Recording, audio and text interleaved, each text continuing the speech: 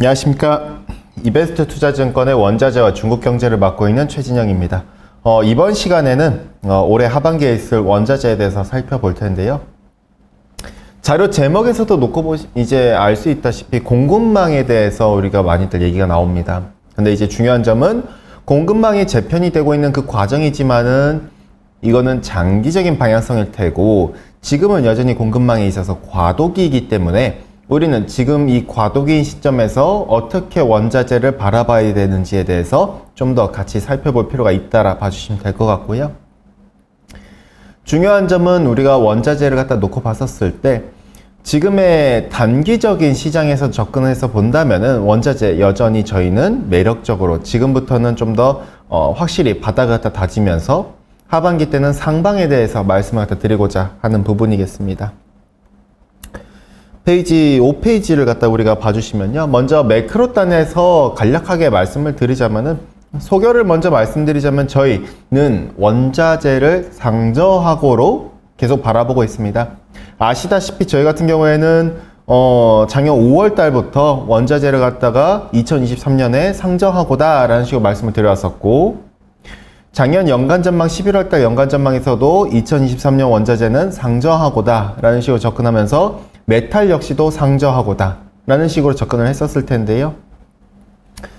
결국 장기적인 관점에서는 저희는 앞으로 5년 후에를 갖다 놓고 봤을 때 공급 과잉으로 전개될 거라 접근하고 있습니다. 그러나 그 5년 이내까지는 공급망 재편의 과도기이기 때문에 여전히 구조적 공급 부족 문제를 안고 있다는 사실을 우리가 유념할 필요가 있다라 봐주시면 될 것 같고요. 단기적으로 봤었을 때 미국의 수요는 여전히 뭔가 드라마틱한 회복을 기대하기는 아직은 어렵습니다.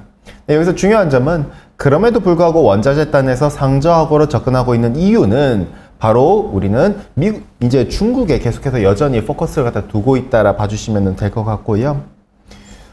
그렇게 해서 본다면은 이제 우리가 논 US가 점진적으로 회복을 갖다가 조금씩 놓고 보고 있다라 볼 수가 있겠습니다. 상저하고의 방향성. 그럼 올해 하반기 때 원자재의 선호 섹터는 어떻게 되는가를 놓고 봤었을 때 보시는 것처럼 저희는 기존에는 금, 은, 동 순서로 메탈을 갖다가 좋게 봤었어요. 그리고 메탈 다음에는 에너지, 그 다음에는 농산물 순서로 이렇게 봤었는데, 아시다시피 지난 4월부터 저희가 조금씩 그 포트폴리오를 조금씩 튜닝을 했다라 봐주시면 되는데요. 우선순위를 구리를 좀 더 우선시 하고 있다라 봐주시면 될 것 같고, 그 다음으로는 유가, 그 다음으로는 금, 그 다음으로는 농산물 안에서 소프트, 곡물은 가장 최악의 원자재이지 않겠는가 라고 접근을 하는데요.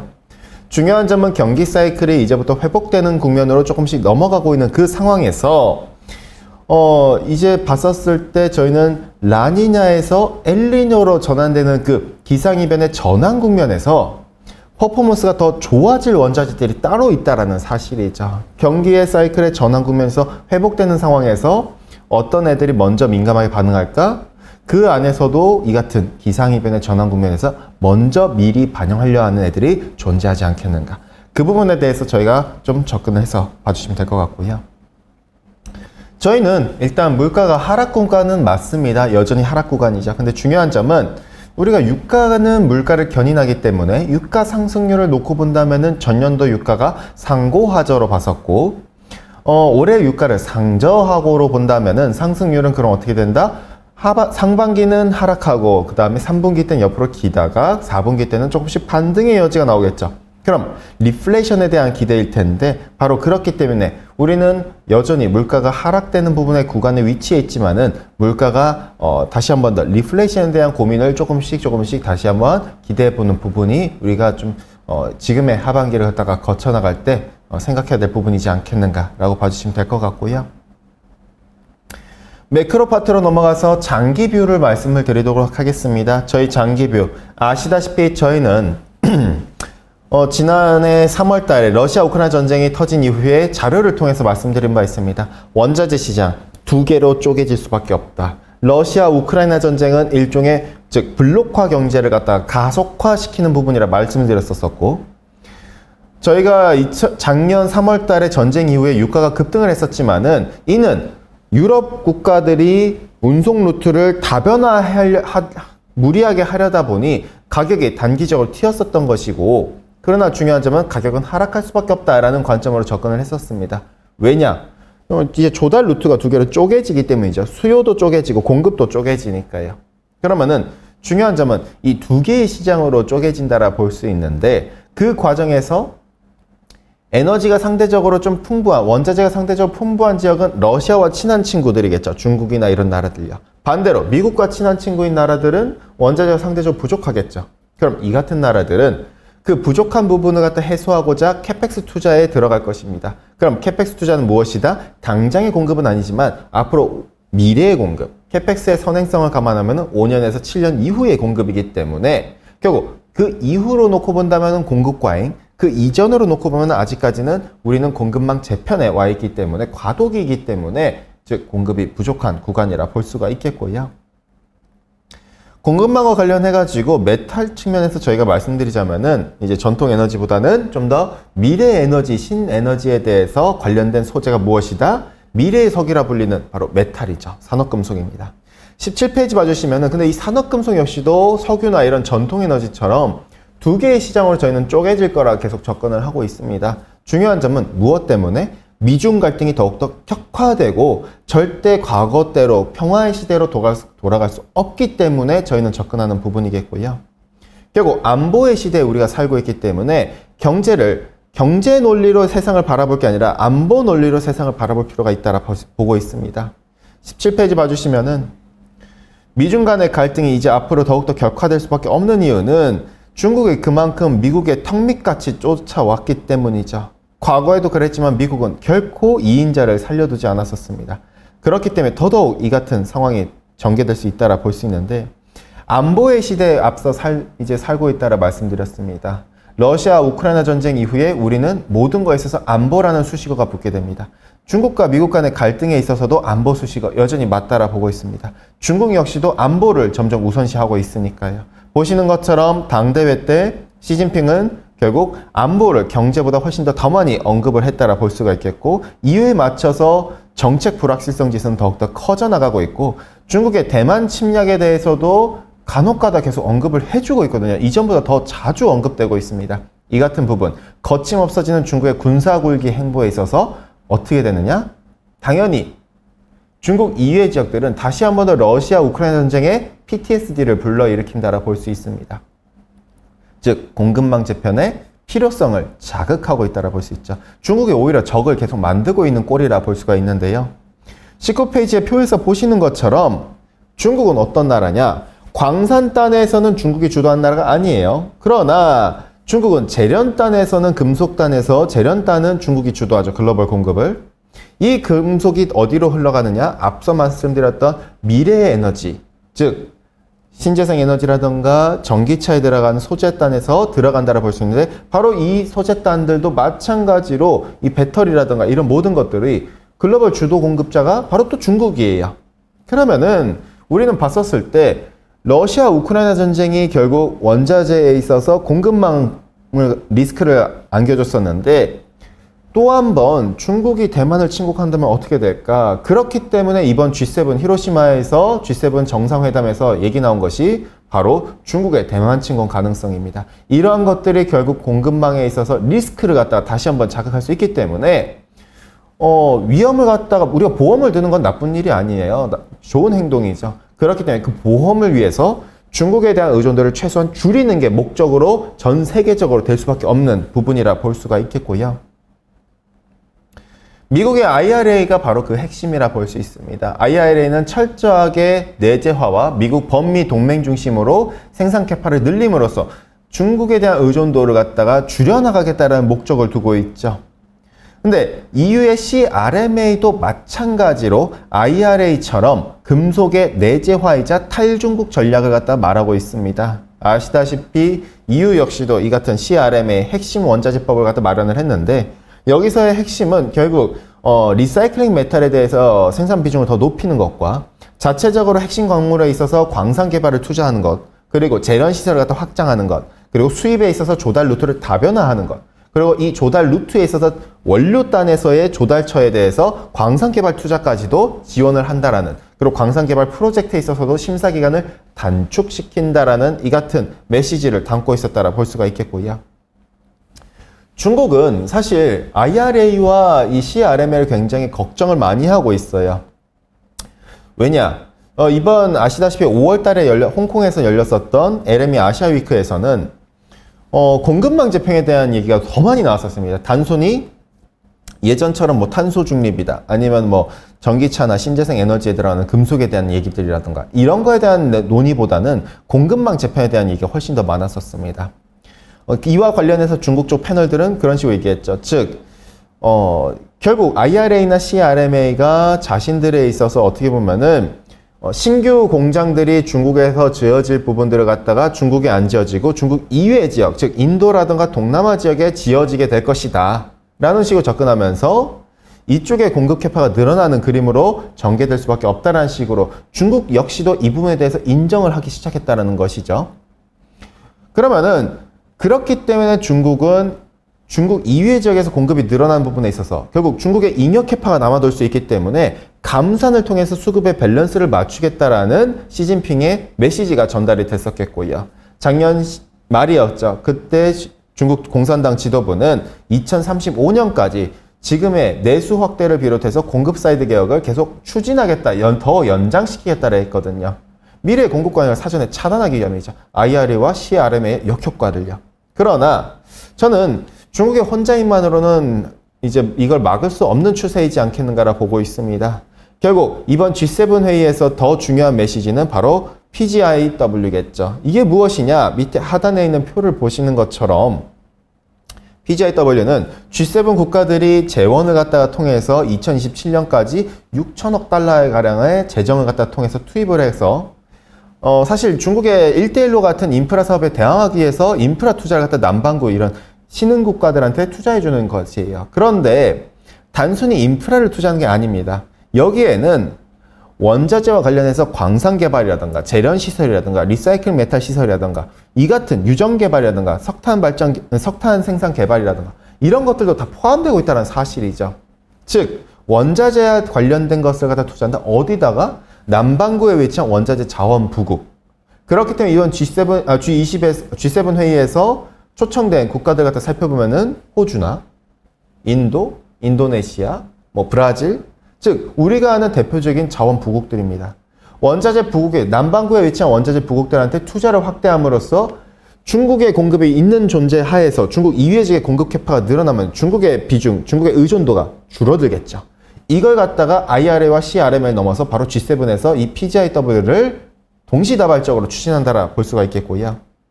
결국 메탈단에서는 이것은 과거의 경험상 중국의 공급 과잉을 불러일으키면서 중국의 관련된 기업들이 결국 공급 과잉으로 허덕허덕대다가 파산의 가능성까지 노출될 수 있는 부분이라 볼 수가 있습니다. 저희가 앞서 말씀드렸잖아요. 캐펙스는 미래의 공급이라고. 우리가 과거의 경험을 갖다 떠올려 보자 이거죠. 언제로 떠올려 가느냐? 바로 2010년으로 거슬러 올라가 보겠습니다. 2010년에 무슨 일이 있었느냐? 아시다시피 2008년 금융위기를 겪었었고 2010년 유럽발 재정위기를 겪었었죠.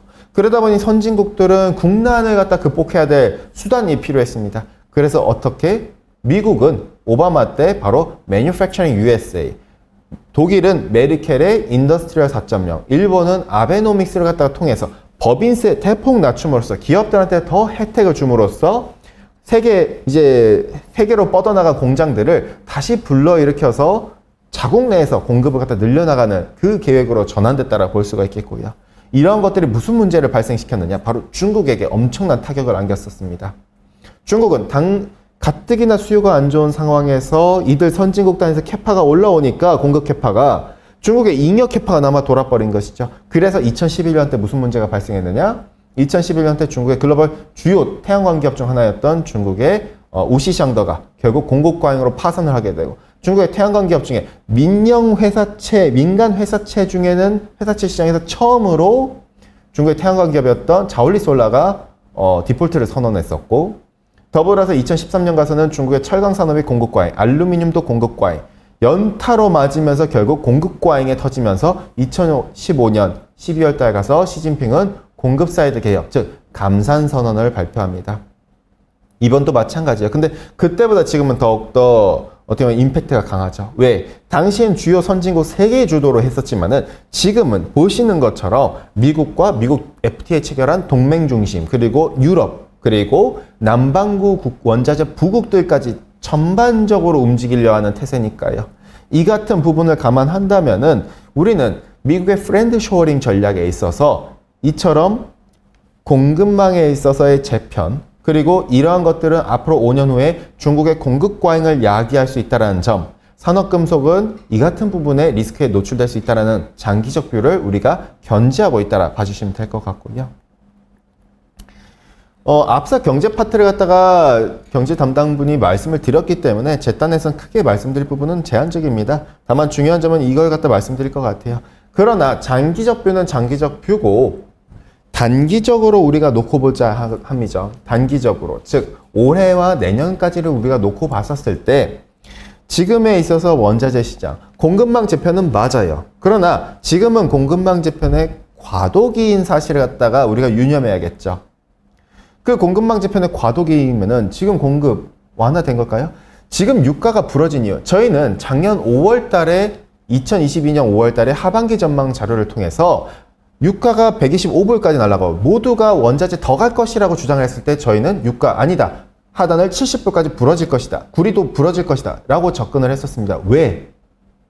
왜냐하면 구조적 공급 부족 문제가 해소된 게 아니라 수요가 당시에 정점이었었기 때문이죠. 글로벌 제조 PMI가 거기서 더 올라갈 수가 없기 때문에 경기의 사이클상 내려갈 수밖에 없었던 국면이었기 때문에 저희 하우스에서는 원자재를 꺾었었다라 볼 수 있는데 그럼 지금은 어떤가? 지금은 경기 단에서 OECD 경기 선행지수가 4월 달에 바닥을 다지고 반등이 나왔었죠.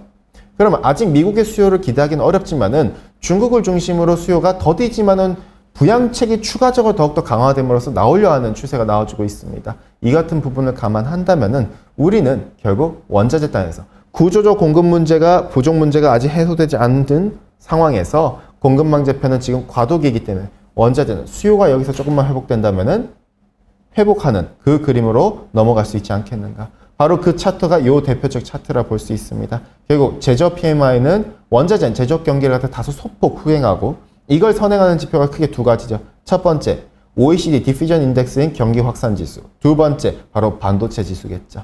이 같은 부분을 본다면은 전반적인 산업의 수요는 조금씩 회복되는, 우리가 좀 체감하기는 좀 더디지만은 이 같은 부분이라 볼 수가 있다라고 볼 수가 있어요. 앞서 언급드렸던 결국 OECD 경기 선행 지수가 반등한 측면에 있어서 원자재 이 같은 부분에 대해서 중요하게 바라볼 필요가 있겠고요. 미국 단에서는 간단하게 말씀드리자면 32페이지에 수요를 갖다가 당장은 기대하기 어렵습니다. 재고순환 지수로 보면 오른쪽 상단 차트처럼 여전히 미국은 약한 상황이라 볼 수가 있어요. 여전히 경기 수축 국면이라 볼 수가 있죠. 그러나 여기서 저희가 말씀드리고자 함은 바로 중국이겠죠. 장기적으로는 저희는 중국에 대해서 여전히 부정적으로 보지만은 지금에서 경기 사이클 측면에서는 중국은 매력적이라 볼 수 있습니다. 34페이지 왼쪽 차트 보시는 것처럼 중국의 GDP는 미국의 71%대까지 금융위기 때보다도 40%포인트 성장을 해왔고, 이 왼쪽 차트에서 보시는 것처럼 미국의 그리고 유럽의 M2를 합쳐도 중국이 이보다 3.5%포인트 많다는 사실이죠. 중국이 지금 부동산 경기가 원치 안 좋고 부동산 경기는 소비와 연결되기 때문에 여기에 있어서 어떻게든 부양을 하기 위해서 유동성을 풀려고 하고 있죠.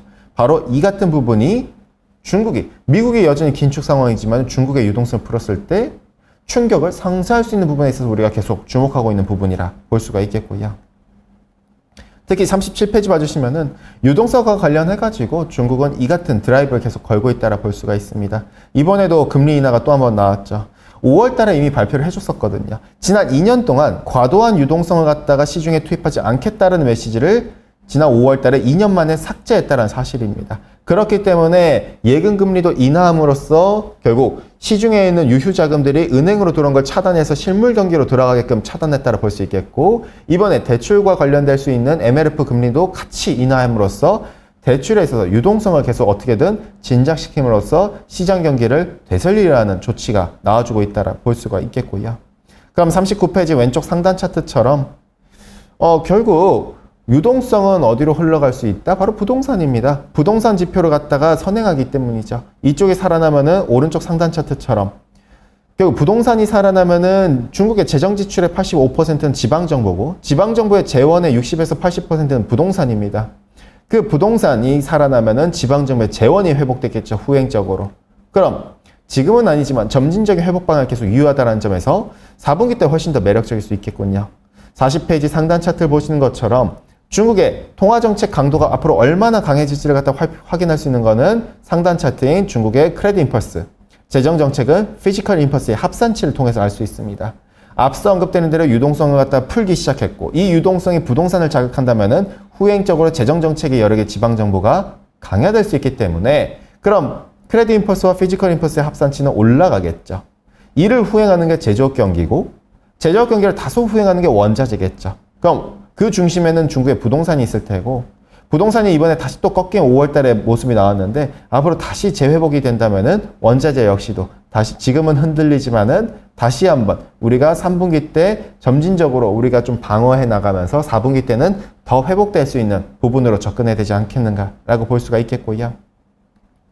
에펙스단에서는 앞서 경제단에서 말씀을 이미 드렸을 겁니다. 결국 원자재 디스카운팅은 달러화인데 달러화가 경기의 상대 성과를 미국과 논US 간의 상대 성과 감안하면은 여전히 달러화는 약세 베팅이라면 원자재 단에서 디스카운팅은 앞으로 조금씩 느리지만은 좀 더 어떻게 보면 완화될 수 있는 부분이라 볼 수 있겠고요.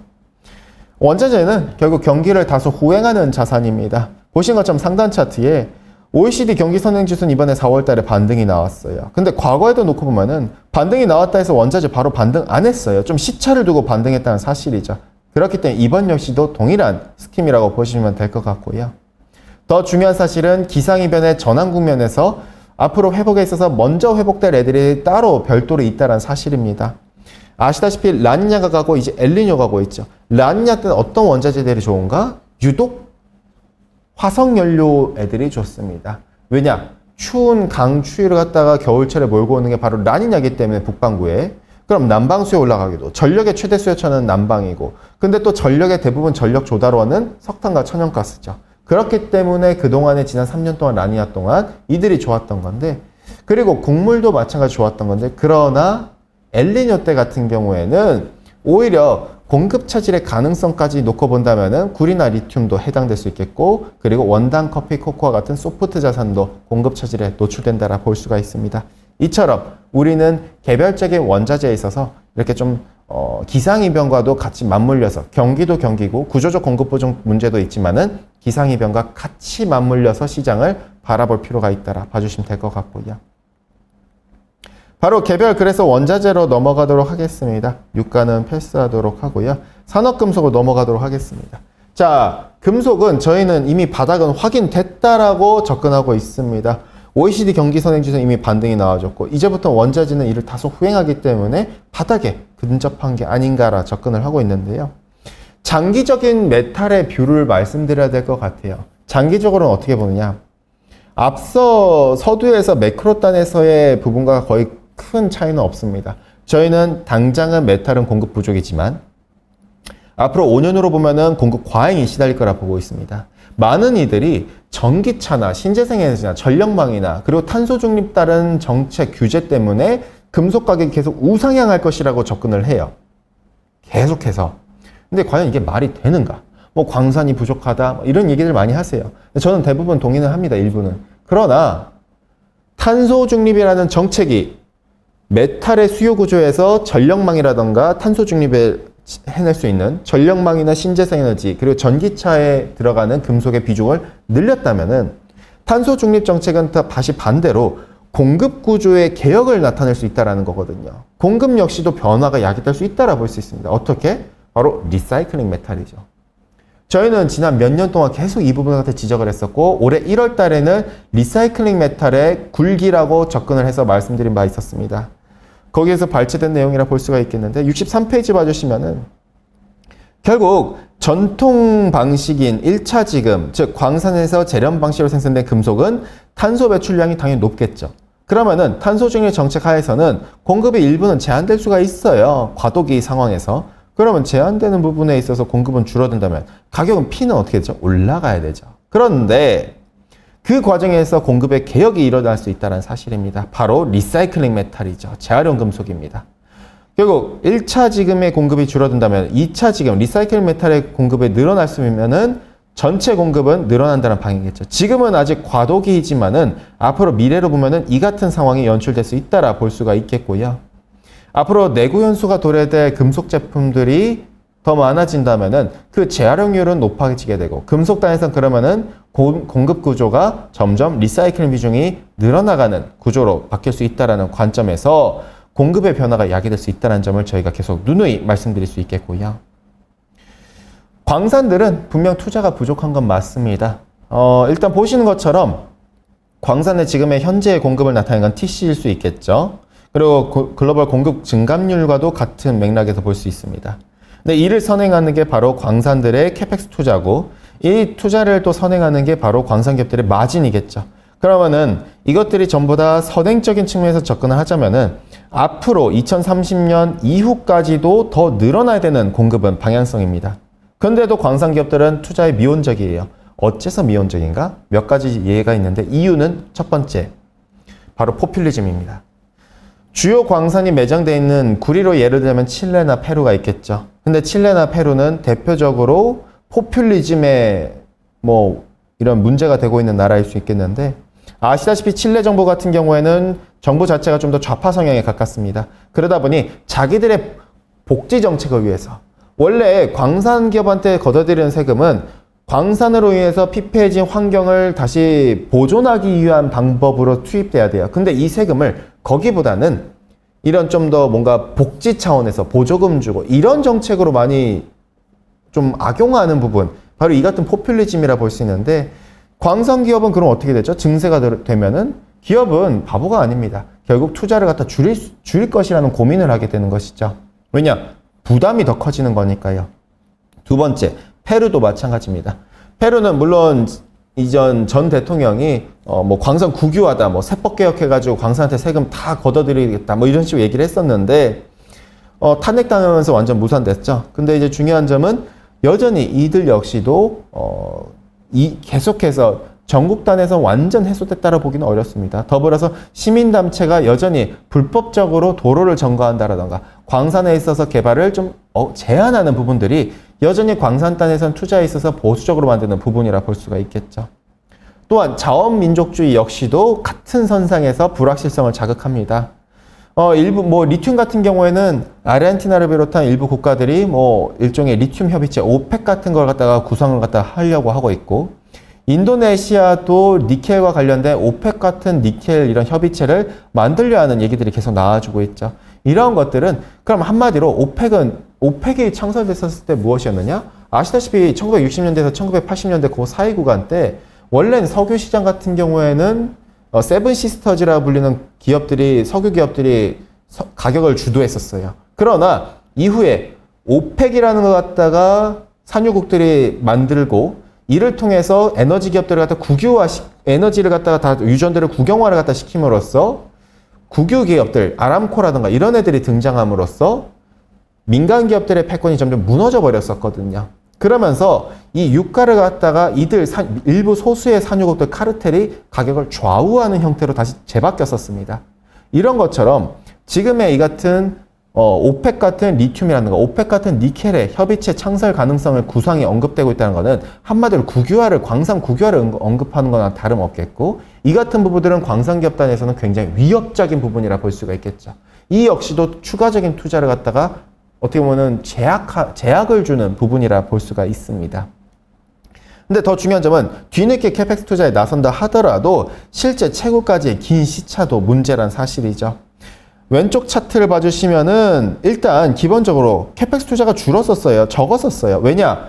광산에 무리한 이 당시 때 중국이 막 커지니까 당시 중국의 산업화 덕분에 수요가 늘어나니까 투자는 부족했었고 그러면 가격이 날아가니 광산 기업들이 무리하게 캐펙스 투자했었죠. 그러다면 어떻게 됐었죠? 당시에 공급 과잉이 터지면서 글렌코어가 감산하는 사례까지 터졌었죠. 그러다 보니 탐사 투자는 더 줄었었고 발견된 광산도 적었었죠. 결국 지금 당장 캐펙스 투자에서 당장에 뭔가 올라올 만한 공급 역시도 제한적이고 특히나 오른쪽 상단에 있는 것처럼 구리를 예를 들면은 지금 캐펙스 투자 하더라도 발견 탐사부터 시작해서 아무리 발견돼 있다 하더라도 긴 기간이 소요된다는 사실이에요. 특히나 기존 광산을 갖다가 활용하려 하더라도 노후화가 문제라는 거죠. 보시는 것처럼 품위 문제라 볼 수 있죠. 노후화의 상징입니다. 그렇게 될 경우에는 예전에 구리를 1톤을 갖다 생산하기 위해서 광석이, 구리 광석이 50톤 필요했다면 이제는 200톤 이상이 필요한 것과 같은 메시지죠. 결국 우리는 이 같은 광산단에서 제약적인 부분을 노출되고 있다라 볼 수가 있겠고요. 이러한 가운데 신재생 에너지와 관련된 이러한 가운데 탄소 중립은 수요를 폭발적으로 늘려나가게 하는 부분입니다. 오른쪽 표에서 보시는 것처럼 전기차라든가 전력망이라든가 신재생 에너지들 이러한 것들은 메탈 수요가 필연적이고 특히 구리나 니켈이라든가 그리고 히토리라든가 코발트라든가 리튬이라든가 이 같은 미래 금속에 대한 수요를 더 폭발적으로 늘리는 부분이라 볼 수 있겠고 전기차 단에서는 알루미늄도 마찬가지라 볼 수가 있겠죠. 결국 수요 구조의 변화를 갖다 야기할 수밖에 없다라는 부분입니다. 공급에 있어서 또 다른 장애물은 아이러니하게도 탄소 중립 정책이죠. 왜냐? 왼쪽 하단에서 보시는 것처럼 산업금속은 기본적으로 탄소 배출이 높을 수밖에 없어요. 결국 그 재련 과정에서의 그리고 또 광산에서 생산 과정에서의 그리고 직접적이든 간접적으로도 탄소 배출을 갖다 일으킬 수밖에 없다라는 사실이겠죠. 그러면은 이러한 것 역시도 메탈단에서 공급에 있어서 일부는 제한되는 부분이라 볼 수 있겠죠. 근데 그렇기 때문에 저희는 리사이클링 메탈이 요구되는 때라고 볼 수가 있습니다. 왼쪽 차트에서 보시는 것처럼 리사이클링 메탈은 기본적으로 당연히 에너지 절감도가 높죠. 결국 석유라던가 또는 전력 소비량이 적을 수밖에 없겠고 당연히 그렇기 때문에 직접적이든 간접적이든 1차 지금 즉 전통 방식으로 생산된 금속보다도 탄소 배출이 적을 수밖에 없죠. 이 같은 부분에 있어서 니즈는 그럼 커질 수밖에 없다라는 보는데 왼쪽 하단 차트에서 보시는 것처럼 아시다시피 내연기관차 납축전지에 들어가는 연, 즉 납 같은 경우에는 재활용 비중이 내연기관차의 역사와 마찬가지로 같이 커지면서 광산 의존도를 탈피하기 위해서 재활용 시장이 커졌었어요. 그러나 나머지 금속들은 그런 기회가 없었었죠. 그럴 이유도 없었고 왜? 광산 땅에서 공급 과잉이었었으니까요. 그러다 보니 재활용률이 평균 27%를 갖다 다 하회하는 금속들이 대부분이었습니다. 그러나 그렇기 때문에 성장 여력이 한편으로는 더 높다라고 볼 수가 있겠죠. 그럼 어떤 식으로 봤었을 때 앞으로 이 같은 리사이클링 메탈이 공급이 늘어날 것인가? 어느 시점 때 늘어날 것인가?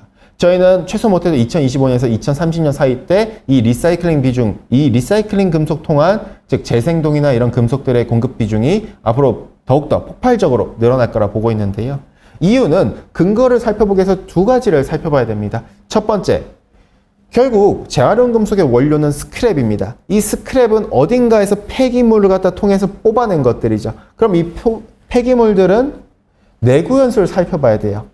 내구연수가 건설이나 인프라에 사용된 것들은 건설 같은 경우 대부분 36년 정도 구리 기준으로는 내구연수가 존재하고 전력망 같은 인프라는 30년 근데 제조 장비나 운송이나 이런 가전기기나 것들은 12년에서 18년입니다. 그럼 여기서 봤었을 때 이들이 그럼 언제 많이 소비됐는지를 갖다 알아야 돼요. 자, 내구연수는 이미 알았고 언제 많이 소비됐을까요? 크게 두 가지입니다. 첫 번째, 바로 보통 금속은 신흥국들에서 많이 소비돼요. 왜? 도시화와 산업화에 있어서 가장 기본적인 기초 금속이니까요. 그래서 언제 많이 소비됐다? 1980년부터 1990년대 아시아 내마룡의 비약적인 성장기 때 폭발적인 소비가 있었고 두 번째, 아시다시피 2001년부터 2010년 중국을 비롯한 브릭스 국가들의 세계화를 갖다 물결을 타라서 바로 산업화와 도시화의 고도 성장기가 있었죠. 이때 또 금속의 폭발적인 소비가 늘어났었죠. 그러면은 내구연수를 감안하면 이들이 언제 도래하느냐? 계략적으로 최소 빠르면 2025년부터 2030년 그 구간이라는 사실이에요. 그럼 왼쪽 하단 차트처럼 제품별 회수율이 평균 사실 83%입니다. 근데 저희가 좀 더 보수적으로 접근하고자 70%로 가정을 했었을 때 2025년에는 내구연수가 도래되는 앞으로의 스크랩을 통해서 생산되는 금속의 공급 비중은 37.6%가량 확대가 될 수 있겠고 2030년에는 107%가량 확대가 가능하다라 볼 수가 있겠죠. 재활용 금속을 갖다가 활용하는 기업들의 마진은 훨씬 더 개선되면서 비용은 줄여나가는 그 같은 구조로 넘어갈 수가 있겠고요. 물론 많이들 얘기를 하세요. 우리가 스크랩단에서 재활용 금속을 단순히 그렇게 보면 안 된다. 왜? 전기차라던가 전력망, 그리고 전력망, 이제 신재생 에너지에 들어가는 예를 들어서 구리 같은 경우에는 고순도의 구리가 들어가기 때문에 단순 스크랩으로 하면은 다 못 쓴다. 그렇기 때문에 공급은 여전히 부족하다. 근데 이 논리가 너무 단편적입니다. 왜 단편적이라고 저희가 바라보냐면은 너무 1차원적으로 접근하고 있는 거예요. 전기차나 전력망이나 신재생 에너지가 고순도 구리가 들어간 거 알아요, 누구나. 예를 들어서 뭐 그레이드 A급이라던가 또는 이제 이런 애들이 다 들어가는 부분이겠죠. 그러나 두 가지 측면에서 이게 좀 다른 거예요. 첫 번째, 그렇게 부족하기 때문에 폐배터리라는 게 형성됐겠죠. 광산이 그 역할을 못 해주기 때문에 폐배터리를 갖다 통해서 결국에는 추출을 해가지고 고순도구를 여기다가 다시 재활용하겠다는 겁니다. 그리고 두 번째, 가장 큰 핵심은 왜 모든 산업이 고순도 금속을 갖다가 소비한다고 착각하는지 모르겠어요. 모든 산업이 고순도 금속을 필요로 하는 건 아닙니다. 즉, 대체할 수 있다는 것이죠. 우리가 금속 가격 하도 날아갔을 때 저희가 작년에 이제 하반기 전망 갖다 말씀드리면서 그렇게 된다면은 이걸 소비하는 기업들은 마진 훼손 때문에 단순히 구리 가격 상승한다 해서 그럼 대체를 하면 된다. 다른 대체 금속이란다. 다른 대체 원자재로 대체하는 것이죠. 근데 이것과 별개로 바로 스크랩으로도 재활용된 금속으로도 대체가 가능하다는 거죠. 전체 구리를 예를 들면 전체 구리 시장의 수요 구조에서 전기차나 전력망이나 신재생 에너지가 현재 기준으로는 25%를 차지합니다. 이게 아무리 늘어나도 30%에서 40%씩 늘어난다 하더라도 그 나머지 산업은 고순도 금속이 필요가 없어요. 그럼 이들은 어떻게 되느냐? 재활용 금속 활용하면 된다는 겁니다. 그러면은 시장이 두 개로 이런 식으로 접근해서 본다면은 구리 가격이 어떻게 되느냐? 주장창 올라가는 게 아니라 구조적으로 결국에는 어느 순간부터 리사이클링 금속의 공급 비중이 늘어나는 그 순간부터는 가격이 안정화될 수 있다는 거죠. 그게 바로 대표적으로 연이 그런 사례를 갖다 우리가 보여줬다라 볼 수가 있습니다. 근데 그 리사이클링 금속에 있어서의 구조에 누가 주도할 것인가? 저희는 앞으로 그 규모의 경제가 필요하다 보는데 단순히 폐배터리 기업들 주도로 이 같은 시장이 재활용 금속 시장이 재편되는 게 아니라 규모의 경제로 더 들어갈 거라 봅니다. 바로 재련 기업 주도로 앞으로 재활용 금속 시장이 더 확장될 거라 보고 있고 그렇게 해서 공급 구조는 리사이클링 메탈의 공급이 더 확장될 거라 보고 있는데요. 그러면은 왜 그렇게 보냐면은 바로 우리가 유미코어를 예를 들면 될 것 같습니다. 우리가 아는 폐배터리 기업들은 습식 중심입니다. 그러나 습식 중심이다 보니 캐파가 좀 제한돼요. 그래서 리딩 기업인 폐배터리 관련된 리딩 기업인 유미코어를 보면은 캐파 자체가 압도적으로 높아요. 왜? 이들은 습식만 하는 게 아니라 건식 상공정을 하거든요. 근데 우리가 건식 상공정을 습식이건 건식이건 누가 잘하죠? 폐배터리일까요? 아니에요. 재련 기업이에요. 근데 재련 기업이 지금 왜 안 하는 걸까요? 왜 굳이 막 적극적으로 안 나서는 걸까요? 왜 원료 네트워크만 계속 확보하려는 걸까요? 이유는 간단합니다. 규모가 이렇게 큰데 지금 이만큼밖에 안 나오는 수익을 위해서 BEP를 이 정도로 맞추는데 굳이 그럼 손실이거든요. 그렇기 때문에 먼저 원료 네트워크를 미리 확보를 해두고 나중에 이런 같은 스크랩의 물량이 더 많이 도래됐을 때 그때 규모의 경제로 밀려들겠다는 거죠. 이를 통해서 규모의 경제, 공급에 있어서 MS 시장도 확보하고 단가도 판가 자체를 자기로 주도할 수 있기 때문이죠. 구조적으로 앞서 광산은 점점 공급이 제한되는데 그럼 TC는 어떻게 되죠? 계속 구조적으로 하락하는 방향으로 갈 수밖에 없어요. 장기적으로.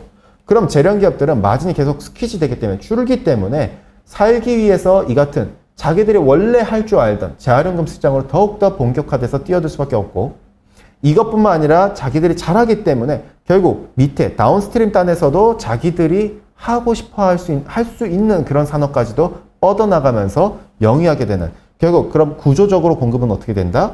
점점 늘어나가는 방향성으로 전개될 수 있다는 사실이겠고요. 자동차 산업의 대표적인 예라 볼 수 있습니다. 내연기관차와 그리고 납축전지에 들어가는 연의 역사를 갖다 보면은 내연기관차가 점점 성장을 하면서 역사적으로 올라가는 것과 마찬가지로 광산 때문에 광산 때문에 의존도를 갖다가 탈피하고자 비용에 대한 코스트 부분을 갖다 탈피하고자 재활용 즉 금속 즉 재생연의 생산 비중도 같이 성장해 왔었습니다. 그럼 이제 전기차다. 그 말즉슨 앞으로 신재생 에너지 그러니까 내연기관차의 역사와 재생연의 역사처럼 전기차와 그리고 앞으로 나머지 메탈들에 있어서 역사도 같은 맥락에서 성장할 수 있다. 그게 재현될 것이라는 방향이겠고요. 그렇기 때문에 구조적으로 공급이 부족해지는 게 아니라 결국에는 재활용 금속이 점점 공급이 부족한 부분을 보완해주는 역사로 우리가 봐야 되지 않겠는가. 물론 당장은 지금 재편의 과도기입니다. 리사이클링 메탈로 넘어가야 과도기이고 공급망 재편의 과도기죠. 그렇기 때문에 단기적으로는 여전히 최소 못해도 3년에서 5년은 타이트할 수 있어요. 그러나 장기적으로는 여전히 공급은 오히려 확대 방향으로 더욱더 나가면서 수요를 맞춰 나갈 수 있다라는 저희가 그 같은 근거를 제시해서 말씀드리겠고요. 시간이 많이 지났기 때문에 전기는 단기적인 방향성에 있어서 각 개별 메탈에 있어서 조금 더 빠르게 진행해서 말씀을 드리도록 하겠습니다. 크게 구리, 알루미늄, 아연, 니켈 이 4대 비철 금속을 말씀을 드릴 텐데요. 먼저 구리. 저희는 구리 가격단에서 여전히 방향성은 상저하고로 계속 바라보고 있습니다. 2022년 작년 5월 달에 하반기 전망 말씀드릴 때도 수요가 꺾기 때문에 구리는 빠질 것이다. 그리고 2023년에도 상저하고의 방향성을 그릴 것이라 말씀을 드려왔거든요. 지금도 저희는 크게 동일합니다. 다만 하반기 때는 지금의 중국의 부양책이 결국 정책의 효과가 올해 하반기 때부터 점진적으로 나올 수 있다라 보고 더불어서 공급 차질에 있어서의 리스크인 바로 기상이변단에서 엘니뇨 역시도 일부 기여할 수 있는 부분이라고 저희는 보고 있기 때문에 구리는 상저하고의 방향성을 계속 접근하고 밴드를 하단 7,500, 상단 1,500으로 해가지고 좀 더 상저하고 상방으로 4분기 때는 좀 더 열어야 된다라 봐주시면 될 것 같고요. 일단 남미단에서 현재 정치 리스크는 좀 더 톤다운이 된 상황입니다. 아시다시피 특히나 페루겠죠. 페루 같은 경우에는 전 대통령의 탄핵 시위가 좀 진정이 됐죠. 이것 덕분에 공급단에서는 리스크가 좀 진정됐다라 볼 수가 있어요. 그럼 공급은 정상화라 볼 수 있겠고, 특히 지난해 코로나 때문에 그동안 지연되어 왔던 신규 캐파가 이번에 가동이 대기 중이라는 사실이죠. 그럼 공급은 좀 더 늘어나는 방향성이라 볼 수가 있습니다. 특히나 이제 우리가 봤었을 때 공급에 대한 생산 가이던스도 지금은 또 상향이 필요하다는 시점이라 볼 수가 있겠죠. 물론 일부 소폭 하향 조정된 부분들이 있지만 너무 더디게 올라오다 보니 그럼에도 불구하고 여전히 공급은 많을 수 있다는 점. 그리고 특히나 아시다시피 광산 노조단에서 이미 2021년 때 하반기 때 임금 협상이 완료가 됐었기 때문에 남미 쪽에서 계약 기간이 36개월 점을 갖다 감안을 한다면은 앞으로 올해는 여전히 공급단에서 이 노조발 공급 차질 리스크는 제한된다라 볼 수가 있습니다. 다만 공급 측면에서 우리가 경계해야 될 부분은 앞서 언급드렸던 바로 엘니뇨입니다. 왜 엘니뇨냐? 자, 엘니뇨가 무엇인지를 먼저 고민을 해봐야 돼요. 엘니뇨가 무엇이냐면은 자, 여기가 만약에 북미고 여기가 남미예요. 여기가 호주와 인도와 아시아 대륙 쪽입니다. 그러면은 이게 적도가 중간에 있으면은 바람, 즉 무역풍은 여기서 습기를 머금고 이 아시아 대륙으로 흘러가야 돼요. 아메리카에서 아시아 쪽으로요. 그러면은 아시아 쪽에 여름철에는 우기가 발생을 합니다. 그런데 엘니뇨는 무엇이 문제냐면은 이 라니냐 같은 경우에는 이 바람이 너무 빨리 가다 보니 여기가 건조해지고 겨울철에는 그래서 너무 추워지고 가뭄이 들고 여긴 폭우가 발생하는 거예요. 근데 엘니뇨는 이게 안 가는 겁니다. 그럼 어떻게 될까요? 그러면은 여기 그림에서 봐주시면은 자, 이쪽이 호주나 아시아 지역이에요. 인도나 이쪽이 아메리카, 특히 남미 쪽입니다. 폭우가 이제 습기가 가야 될 게, 바람이 가야 될 게 이쪽으로 안 가다 보니까 여기 고이다 보니 이 중앙태평양과 이 아메리카 대륙 연안 중심으로 해서 폭우가 내리겠죠. 그럼 이 지역은 무엇이다? 아시다시피 칠레랑 페루가 위치하고 아르헨티나가 위치하고 볼리비아가 위치했습니다. 그 지역들이 무엇이죠? 바로 대표적인 구리 산지죠. 칠레랑 페루는 글로벌 구리 공급의 40.3%를 차지하고 특히나 아르헨티나 같은 경우도 마찬가지로 글로벌 2대 리튬 산지이기도 합니다. 이들단에서 엘니뇨발 폭우 가능성이 노출된다고 볼 수 있겠죠. 안데스 산맥에 폭우가 내리면 무슨 일이 발생할까요? 운송 차질이 발생하겠죠. 실제로 그리고 리튬단에도 마찬가지입니다. 이제 칠레 북부 지역 같은 경우에는 사막지대인데 리튬은 염호형이 많아요. 사막지대인데 2015년 3월 달인가요? 그때 급격한 엘니뇨 때문에 폭우가 왔었을 때 단발적으로 리튬의 공급 차질이 발생했었어요. 사막에 폭우가 왔었다는 사실입니다. 이번에 근데 이미 엘니뇨발 폭우 가능성이 한번 점쳐진 적이 있습니다. 어떻게? 오른쪽 상단 차트를 봐주시면은 바로 페루에서요. 아시다시피 3월 달에 구리 가격이 내려가다가 갑자기 반등한 적이 있어요. 왜? 페루 쪽에서 공급 차질을 경험을 했거든요. 보시는 것처럼 이거는 페루의 주요 구리 광산들의 일평균 전력 소비량 추이입니다. 이걸 봤었을 때 약간 3월 달부터 갑자기 4월 달 들어가기 전부터 갑자기 전력 소비량이 급감을 해요. 이때 왜 감소를 했냐면은 바로 안데스 산맥을 갖다 중심으로 해서 폭우가 발생하다 보니 거기서 구리단의 운송과 생산 차질이 조업단에 어려움이 발생했었거든요. 그러면은 우리는 이제 엘니뇨가 이제 시작됐거든요. 급격한 라니아 이후에는 과거 역사적으로 급격한 엘니뇨가 옵니다. 지난 라니아는 이례적으로 20여 년 만에 처음으로 3년 연속 연장된 라니나였다면은 이번에도 최소 못해도 2년이 갈 수 있다면은 그러면은 어떻게 될까요? 공급단에서 우리가 어려움 단에 경계가 필요하다고 볼 수 있죠. 단발적 변수이지만은 경계가 무조건 필요한 부분이라 볼 수 있겠고요. 근데 중요한 점은 수요 단에서는 여전히 우리가 회복을 기대하기는 아직 어렵습니다. 특히 미국이죠. 오른쪽 상단 차트를 보시는 것처럼 미국 단에서 앞서 재고 순환 지수를 보더라도 미국의 수요는 여전히 약합니다. 근데 특히나 인프라 건설 단에서 놓고 보더라도 올해 연말까지는 여전히 약해 보여요. 주택 구매 여력 지수를 놓고 보더라도요. 그렇기 때문에 미국 단에서 여전히 구리 단에서 수요가 미약한 부분이라 볼 수 있는데, 근데 앞으로 놓고 봤을 때는 여전히 저희는 긍정적입니다. 대표적으로 최근에 뭐 우리나라 일부 건설 관련 기계들이라든가 또는 캐터필러라든가 이런 애들에 있어서 주가 흐름을 본다면은 수요 단에서 노래할 수 있겠죠. 지금 올해 연말까지보다는 내년으로 접근될 수 있겠죠. 미국 단에서는. 근데 중요한 점은 당장 미국을 갖다 기대하기는 어렵지만 뭔가 드라마틱한 수요 회복을, 그러나 여전히 저희는 중국에 대해서 긍정적으로 접근합니다. 4월과 5월 달에 중국 경기 지표가 전부 다 박살이 났지만은 그렇기 때문에 5월 말과 6월 초부터 중국의 부양책이 갑자기 더 강화되기 시작했거든요. 특히 통화정책 측면으로, 그리고 재정단에서는 감세 조치까지 별개로, 그리고 부동산의 추가 대책까지 예고를 하고 있겠고요. 그럼 앞서 언급드렸던 이 제조업 경기와 구리를 갖다 선행하는 크레딧 임펄스와 피지컬 임펄스의, 즉 부양책의 척도가 확대된다면은 후행적으로 구리가 상대 성과가 더 강해지면서 구리단에서 긍정적인 모멘텀을 작용할 수 있다라 볼 수 있겠고요. 특히나 중국 같은 경우에는 원체 경기가 안 좋다 보니까 인프라 투자 목표치까지 이번에 갑자기 상향을 했습니다. 왼쪽 하단 차트처럼 전력 인프라 투자 목표치 올해 거를 4%대로 규모로 치면 역대급으로 상향 조정했다라 볼 수가 있겠고요. 이전에 인프라가 인가된 것들이 이제부터는 다시 또 이제 착공이 들어갈 시점까지도 점점 도래를 했다는 사실입니다. 그럼 구리는 앞으로 어떻게 될 것인가? 여전히 상방단에서 우리가 볼 수 있다라 볼 수가 있겠고요. 특히 87페이지에 미국의 경기는 좀 슬로우해지지만 반대로 중국의 경기는 점점 좋아진다는 사실입니다. 그러면 경기의 상대 성과 따라서 구리는 어떻게 될까요? 달러와는 당연히 약세 베팅이겠죠. 미국 이외 지역에서 경기가 상대적으로 강해지니까 점점 회복되는 부분. 근데 반대로 우리 구리는 놓고 봤었을 때 왼쪽 하단 차트처럼 구리도 달러와의 디커플링입니다. 역의 상관관계죠. 달러와 약해진다. 미국의 경기가 상대적으로 약해진다. 미국 이외 지역이 상대적으로 강해진다. 중국과 미국의 OECD 경기 선행지수의 상대성깔 그리면은 구리 가격 상승률을 12개월가량 선행합니다. 즉 회복의 방향성이 계속 유효하다라 볼 수가 있겠고요.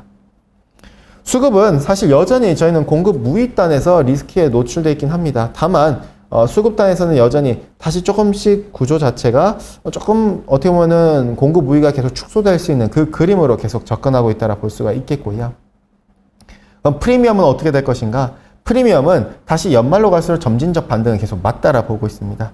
왜? 재고는 충분히 여전히 낮은 상태예요.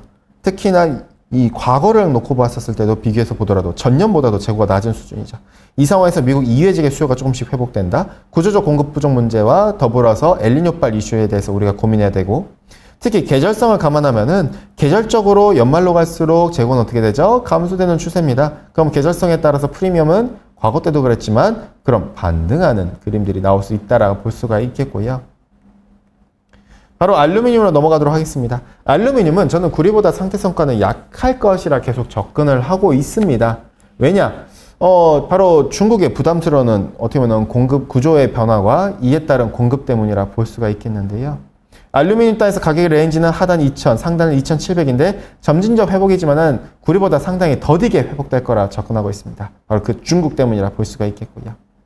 94페이지 보시면은 인도네시아 같은 경우에는 보크사이트 수출을 통제하겠다는 발표가 나왔었죠. 이미 계속 암시를 지난 2014년 신강업법 이후로 계속 꾸준히 말해왔던 부분입니다. 근데 그렇기 때문에 보크사이트 가격이 그동안 계속 올라왔었죠. 근데 중요한 점은 인도네시아를 대체할 수 있는 국가들은 그동안 더 많아졌다는 사실이고, 더불어서 인도네시아가 왜 보크사이트 수출을 제한하려 하는 걸까요? 이유는 간단해요. 내재화입니다. 고부가 가치의 제품을 생산하는 바로 재련시설들을 뺏어오기 위함이죠. 그럼으로써 자국 내에서 알루미늄 생산 능력을 올리면서 공급을 늘리기 위함이죠. 그래서 과거 때부터 보면은 알루미늄 생산 캐파가 계속 늘어나는 걸 알 수가 있어요. 즉, 이거는 공급이 부족해지는 이슈가 아니라 이건 과도기일 뿐이고 공급이 오히려 늘어나는 이슈라 볼 수가 있겠고요. 근데 더 중요한 점은 중국입니다. 중국은 올해부터 전력 누진세를 갖다 이제 시행을 합니다. 알루미늄을 갖다 1톤을 생산할 때 중국계 제련기업들 같은 경우는 대략 한 전력 소비량이 1톤 톤당 13,500kWh 이상이 소비가 됐었어요. 근데 전력 기준에 이제 누진세 기준을 갖다가 더 낮추겠다라는 거예요. 이 정도 이상으로 이제부터 전력을 소비하면은 우리가 전력 소비와 관련된 누진세를 받겠다. 2025년에는 더 낮춤으로써 누진세를 더 많이 부과하겠다라 했었어요. 근데 이상하게도 기업들이 생산 능력을 더 확장하고 있습니다. 생산 시설을. 왜 그럴까요? 저희는 작년과 재작년에도 말씀드린 게 있었죠. 왜냐? 이유는 간단합니다. 세제 혜택을 줬으니까요. 즉, 정부는 단순히 전력 소비를 많이 하면은 우리가 전력 누진세 받겠다라는 1차원적인 정책을 추진한 게 아닙니다. 대신 석탄 발전의 대부분의 구조가, 그러니까 전력 소비의 대부분 구조가 석탄 발전이기 때문에 대신에 저탄소, 즉 신재생 에너지라든가 이런 저탄소 전력을 갖다가 오히려 쓰는 알루미늄 제련 기업들에 대해서는 전력 누진세를 부과하는 게 아니라 오히려 할인해 주겠다 했었어요. 누진세를 갖다 적용을 거의 안 해주겠다라고 얘기한 거죠. 그럼 어떻게 되느냐? 당연히 기업들은 이윤을 찾아가지고 최대한 석탄 발전에 의존하지 않고 저탄소 발전의 의존도로 바꾸려 하는 시도들이 나타납니다. 그렇기 때문에 오른쪽 차트를 봐주시면은 우리가 아는 대표적인 저탄소를 통해서 이 알루미늄을 생산하는 지역은 중국의 윈난이나 칭하이, 쓰촨 같은 지역입니다. 대표적으로 중국의 석탄 화력 발전을 통해서 알루미늄 생산하는 지역은 산둥과 내먼고, 신장 지역입니다. 근데 보시는 것처럼 왼쪽 하단 차트에 산둥과 신장과 내먼고 같은 저탄소 발전 비중이 낮은 지역은 오히려 저탄소 발전 비중이 점점 다시 올라가기 시작하고 있어요. 어떻게든 이 세제 혜택을 받기 위함이죠. 더불어서 오른쪽 하단 차트에 산둥 같은 이런 탄소 배출이 높은 지역은 알루미늄 생산 캐파가 줄어든 반면에 반대로 저탄소 발전 비중이 높은 윈난이나 이들 지역은 오히려 생산 캐파가 알루미늄 생산 캐파가 계속 늘어나고 있어요. 이 말은 무엇이다? 두 가지 측면.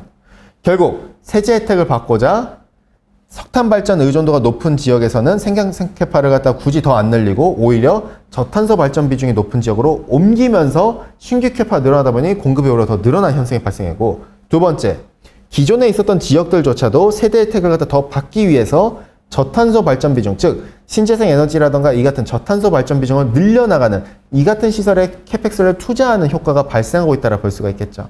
그러니 공급은 오히려 중국이 탄소 중립 때문에 줄어드는 것이다. 그게 아니라 오히려 더 늘어난 효과가 발생했다라 볼 수가 있겠고요. 중요한 점은 알루미늄 단에서 하방 리스크가 또 하나가 또 존재를 합니다. 바로 석탄이죠. 오른쪽 하단 차트를 봐주시면은 아시다시피 글로벌 전력 의존도의 대부분이 여전히 석탄이에요. 그렇기 때문에 근데 또 전력원은 석탄이면은 알루미늄은 최대 전력 소비를 그러니까 전력 소비량이 많은 금속이 또 알루미늄인데, 그렇다 보니 석탄 가격과 동행을 합니다. 그러면 석탄 가격이 빠지면 어떻게 된다? 알루미늄도 빠지겠죠. 지금은 라니아가 특히나 기상이변단에서 후퇴했기 때문에 알루미늄은 더 취약할 수밖에 없어요. 무슨 말이냐? 앞서 제가 말씀드렸잖아요. 라니냐 때는 북반구 지역에 강추위를 몰고 온다고요. 특히 아메리카 대륙의 북반구 같은 경우에는 가뭄을 야기하기 때문에 겨울철엔 더 춥겠죠. 더 혹한기가 옵니다.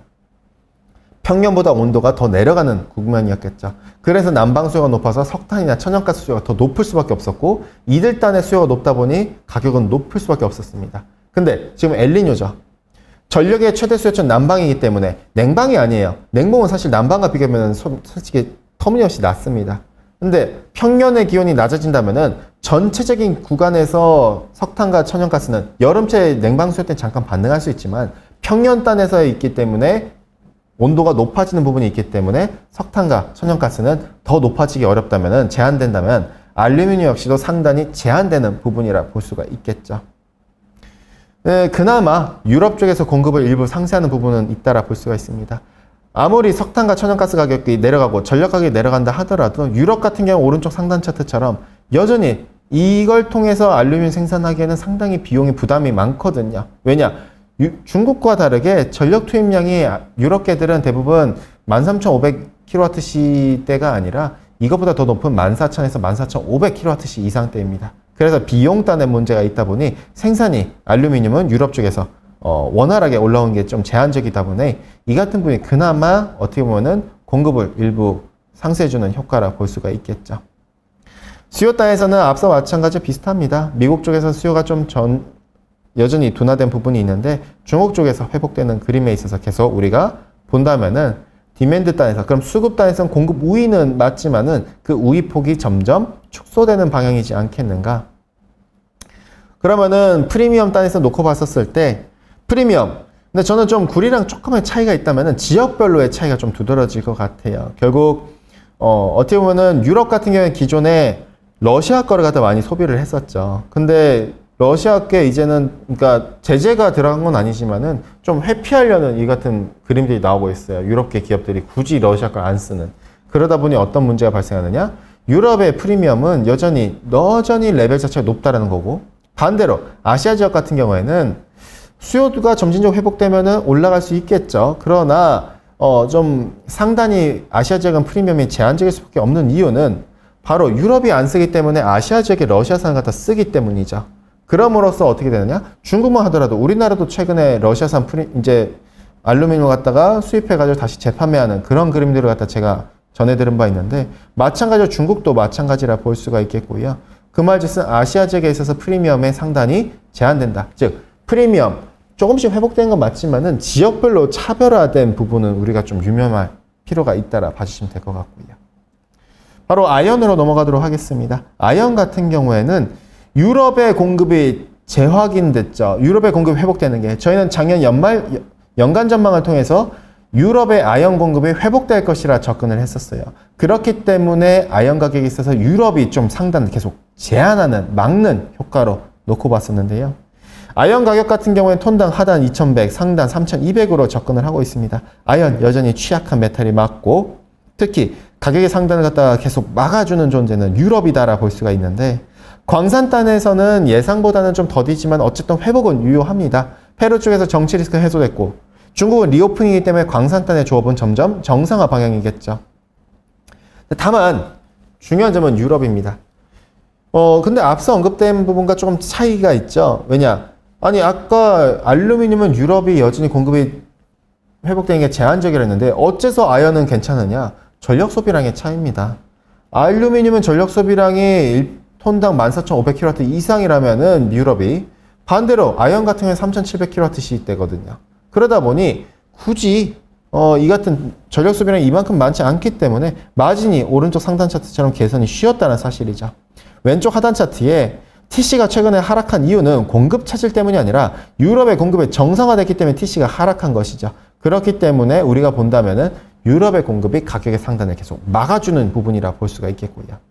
수요단에서는 예상보다는 좀 약하지만 어쨌든 점진적인 회복으로 보고 있습니다. 중요한 점은 이런 도금판 단에서일 텐데, 아연 도금단의 수요가 가장 크니까요. 미국 쪽보다는 좀 더 유럽 쪽, 중국 쪽에 있어서 수요가 아직은 여전히 더디지만은 점진적으로 회복된다면은 도금량 수요에 있어서 재고 가능성이 여전히 조금씩 있다라는 점. 중요한 점은 유럽의 공급은 여전히 걸림돌입니다. 오른쪽 하단 차트처럼 재고는 여전히 아연은 낮은 수준이에요. 아연 도금판 재고 역시도 상당히 낮은 수준입니다. 그러면은 수요가 조금씩 회복된다면 이들 역시 개선이 될 수 있다라 볼 수 있는데, 다만 구리와의 차이점은 이 같은 유럽의 공급, 알루미늄과 차이점도 마찬가지로 유럽의 공급이 여전히 걸림돌이지 않겠는가 라고 볼 수가 있겠고요. 마지막으로 니켈입니다. 니켈 같은 경우에는 인도네시아발 공급관이 여전히 계속될 수밖에 없다라는 부분으로 접근하고, 특히 구리와 다르게 엘니뇨가 인도네시아가 공급이 줄어든다 하더라도 또 다른 세력에 의해서 공급이 유지될 수 있다. 이 같은 공급의 우위 상태가 유지될 수 있다라 접근하고 있습니다. 톤당 하단을 18,500, 상단을 26,000으로 우리가 접근하고 있는데, 점진적으로 회복될 수 있지만은 상단이 굉장히 제한될 수밖에 없다. 바로 인도네시아의 공급 때문에. 자, 115페이지의 왼쪽 하단 차트처럼 니켈은 전기차에 훨씬 더 민감해지고 있습니다. 왼쪽 차트에서 보시는 것처럼 우리 왼쪽 하단에 과거에 이 같은 공급 차질 리스크라던가 이 같은 부분만 제외한다면은 점진적으로 전기차에 대해서 더 민감도가 더 이렇게 같이 가려는 그림이 나타나주고 있어요. 왜냐? 오른쪽 상단 차트처럼 월 평균, 연 평균이 아니라 월 평균 기준으로는 이 같은 전기차용 니켈 수요 비중이 이미 30%를 넘어섰기 때문입니다. 원래 2030년에나 30%를 넘을 것이라고 접근됐었는데 이미 넘어섰다라 볼 수가 있겠죠. 전체 수요 구조에서. 연간 기준으로 보면은 20%인데 월간 기준으로는 이미 30%를 찍었다. 이게 더 올라가는 그림으로 나올 수 있겠죠. 결국 이 같은 부분에 있어서 납축전지, 내연기관차의 시대가 저물고 납축전지에서 이제 전기차에 들어가는 리튬 이온 전지로 전환해야 되는 그림에 있어서 결국 연의 해가 저물고 니켈의 해가 뜨는 이 같은 니켈 시대라고 볼 수가 있겠는데요. 다만 니켈에 있어서도 아무리 전기차 하지만은 이게 좀 걸림돌은 존재합니다. 바로 대체제죠. 누구냐? 바로 LFP겠죠.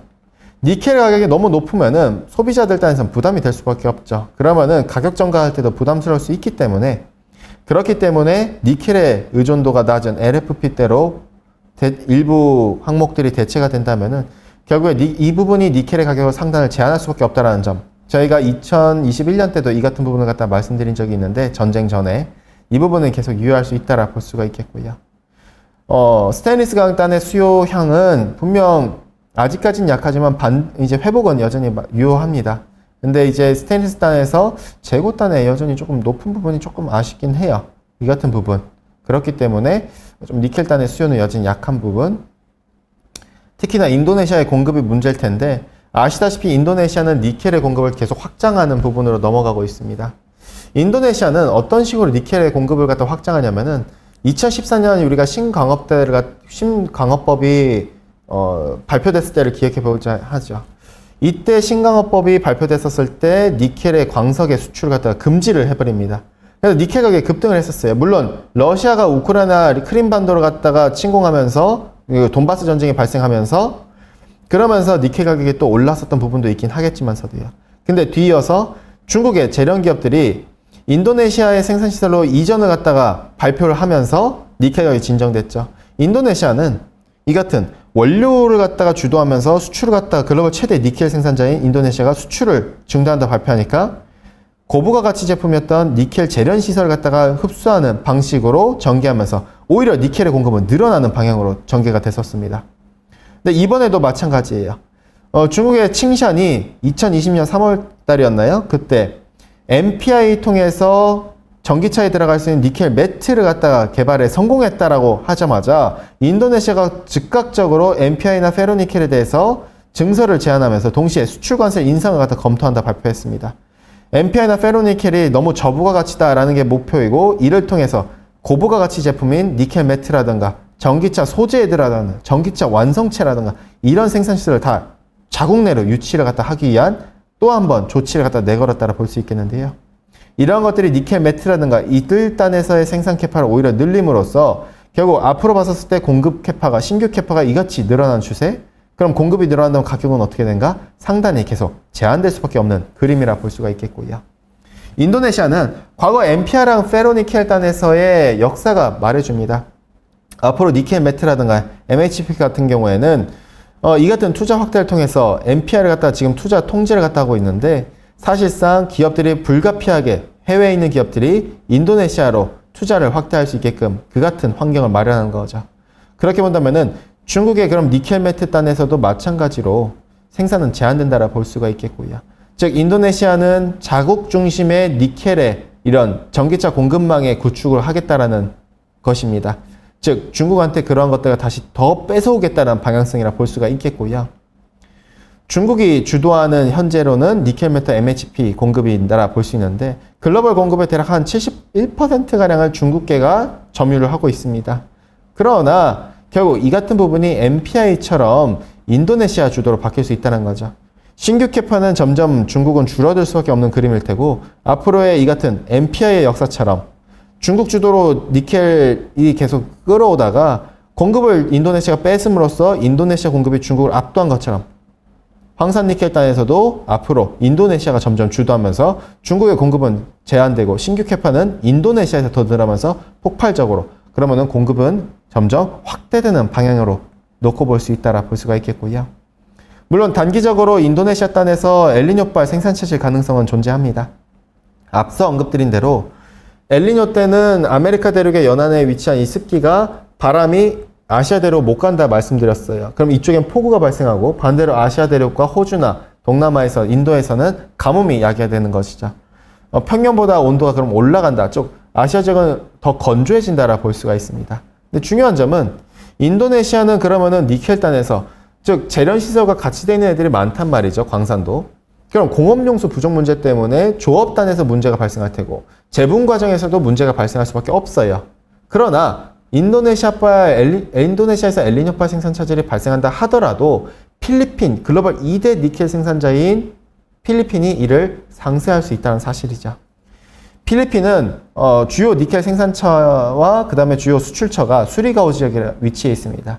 근데 이 수리가오 지역은 매년 10월부터 익년도 3월까지가 폭우가 발생하는 우기입니다. 어느 정도냐면은 오른쪽 차트에 이것이 필리핀의 니켈 정광의 수출추입니다. 매년 이맘때까지 폭우가 발생하다 보니까 수출을 못해요. 즉 운송도 중단돼 버리고 생산도 중단돼 버리는 거죠. 근데 앞서 말씀드린 대로 엘니뇨가 오게 되면 이들은 어떻게 되겠죠? 그럼 폭우가 제한된다라는 거예요. 그럼 조업은 정상화돼 버리면은 인도네시아의 공급에 조업에 방해되는 부분을 필리핀이 상쇄할 수 있다라 볼 수가 있겠고요. 그나마 니켈단에서 오른쪽 차트처럼 재고는 타이트한 수준입니다. 이를 감안한다면은 니켈 여전히 그나마 가격단에서 방어할 수 있는 수준은 맞다라 볼 수가 있겠고요. 공급 우위가 인도네시아 때문에 여전히 될 수 있다는 사실이 우리가 유지할 수 있는 부분이겠지만은 그나마 재고가 낮은 재고가 그나마 가격의 하단을 좀 어떻게 보면 지켜주는 부분 정도로 봐주시면 될 것 같고요. 여기까지 놓고 봤을 때 저희는 앞서 언급드린 대로 장기적 단에서 두 가지 측면. 첫 번째, 장기적 뷰로는 우리가 공급망 재편에 들어가고 있기 때문에 앞으로 5년 후로 놓고 보면은 중국 이외 지역에서 생산 능력이 올라가기 때문에 공급 과잉에 대해서 마찬가지로 중국의 생산실이 인도로 니켈단에서 계속 옮겨지는 것처럼 실제로 중국의 공장들이 점점 인도와 인도네시아로 계속 빠져나가고 있습니다. 중국계 기업들조차도 캐파를 갖다가 중국에서 신설하는 게 아니라 중국 이외 지역인 동남아나 인도 같은 지역으로 늘리고 있는 추세로 넘어가고 있죠. 그럼 중국 이외 지역의 공급이 늘어나면은 중국은 공급 과잉에 시달릴 수 있다는 점 앞으로 5년 후로 보면 두 번째로는 탄소 중립이 수요의 구조를 변화를 야기했다면은 리사이클 메탈로의 공급 구조의 변화를 야기할 수 있기 때문에 이 같은 부분이 장기적으로 또 한 번 공급에 어떻게 보면 부담이라 볼 수가 있고 장기적으로는 즉 앞으로 5년 이후로 보면요. 다만 5년 이내로 본다면은 여전히 공급망단에서는 공급망 재편의 과도기에 위치해 있고 자연형 금속으로 넘어가기에는 아직 시차가 존재한다는 사실. 그 가운데 부러졌던 작년 5월 이후로 부러졌던 수요가 지금 여기서 논-US 지역이 점진적으로 회복된다면은 수요는 개선되겠죠. 특히나 엘니뇨파 영향 때문에 공급 차질이 리튬이나 구리단에서 단발적으로 발생할 수 있다면은 우리가 금속단에서는 특히 중국의 회복을 갖다 우리가 점진적으로 바라본다면은 3분기 때는 점점 더 바닥하다 더 견고하게 확인되는 구간이라 볼 수 있습니다. 그러나 4분기 때는 회복이 조금 더 빨라지지 않겠는가. 다만 우선순위로 치면은 구리나 리튬이지 좀 니켈이나 알루미늄 아연은 상대적으로는 여전히 구리보다 약한 메탈이라 볼 수가 있겠고 우리는 전체적으로 봤었을 때 여전히 올해에 있어서는 기존 작년 하반기 때 제시했던 2023년의 뷰, 즉 메탈에 있어서 상저하고의 뷰를 계속 지금도 유지하고 앞으로도 유지하는 바입니다. 그리고 이제 프리미엄 단에서는 구리 단에서는 프리미엄 계절성이나 이런 걸 놓고 보더라도 특히나 재고가 타이트한 부분을 감안하더라도 점진적으로 올라가는 계절적으로 연말까지로 봤을 때 프리미엄은 올라간다라 볼 수 있습니다. 다만 알루미늄 같은 경우에는 지역별 국한되는 부분이 존재해요. 결국 러시아산을 갖다 유럽은 안 받고 이걸 아시아 지역에 받다 보니 아시아 지역은 상대적으로 프리미엄이 낮은 상태, 유럽은 높은 상태. 이 같은 구조적 문제가 조금 어느 정도 계속되지 않겠는가 정도로 정리해드리면 될 것 같습니다. 그래서 여기까지 마치도록 하고요. 네, 이상으로 들어주셔서 감사합니다. 즐거운 하루 되십시오. 감사합니다.